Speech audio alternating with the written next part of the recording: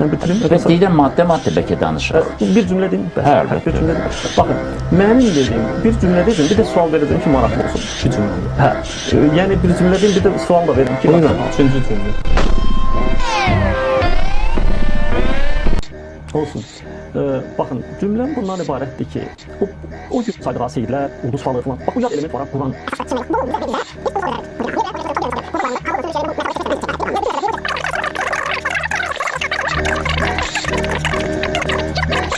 Bir halaqda istifadə elədiyi Quran. Bir cümləniz buyurun.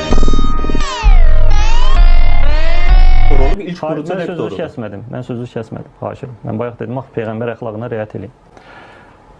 O Quran yarımçıqdır. Orada cəmi 3-4 dənə surət. Mən ad çəkməmişəm, öz-özdən çıxardım. Yox, mən misal üçün deyirəm. Orada olan nöqtələr ümumiyyətlə o Quranı sizin qabağınıza qoysan. Quranın ilk nüsxələrində nöqtə yoxdur ümumiyyətlə. O zaman bilmədən danışırsınız. Nə sən, nə mən oxuya Nə sən yox, nə siz, nə mən deyə bilərsiniz. Mənim sözümü kəsmədim. Peyğəmbər əxlaqından danışırdınız, ona görə dedim.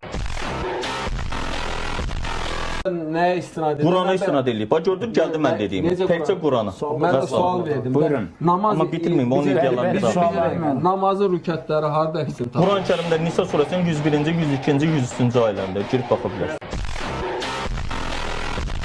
Məğrib namazının 3 rükət olması harda yazılır? Məğrib namazının 3 rükət olması heç hədislərdə gəlmir.